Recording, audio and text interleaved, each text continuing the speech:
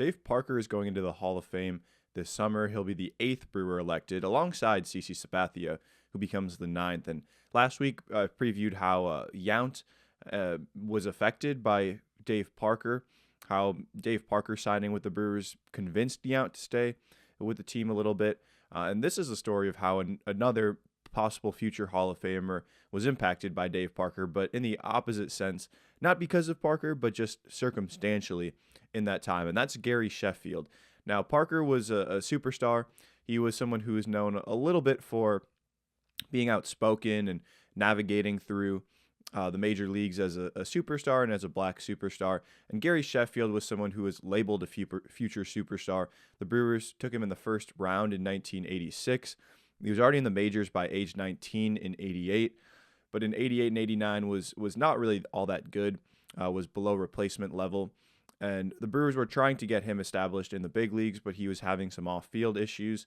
So the Brewers brought in Dave Parker and asked him to wrangle Sheffield a little bit and to train him and mentor him as a veteran ball player. And in 1990, when Dave Parker was with the Brewers, Sheffield had by far his best year in Milwaukee. Sheffield hit .294, slugged .421. He was worth over 3 wins above replacement as their starting third baseman. And really, he was looking like a future superstar, the future superstar that he was expected to be. But then Dave Parker, after that one good year, was forced out because he and Molitor were both DHs, and the Brewers chose to trade Dave Parker at the beginning of 1991. Gary Sheffield, as Parker recalls, was pissed off. He did not like the move at all, was upset with Harry Dalton, and he said it. I mean, he said it afterwards that he hated Harry Dalton. And so Sheffield goes out in 91.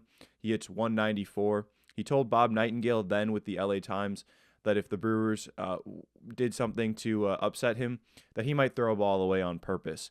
I know that's something that's been tossed around, but he did say that to Bob Nightingale of the LA Times in 92. Nightingale, who's still a sports writer today. And so the Brewers were upset with Sheffield. Sheffield did not want to be in Milwaukee, and the Brewers decided to trade him. They trade him to San Diego at the outset of the 92 season.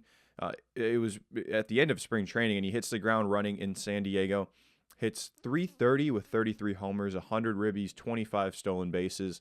Finishes third in MVP voting, and all in his first year with the Padres. And he wound up having, of course, an excellent career. 509 career home runs, worth over 60 wins above replacement, wins a World Series in Florida, 9-time All-Star, 5-time Silver Slugger, batting champion, and someone who, if not for the Balco scandal and the Mitchell report, would be in the Hall of Fame today. Now, would he have put those numbers up with the Brewers? I think if he stayed, probably. Would he have wanted to stay those years if not for Dave Parker's trade?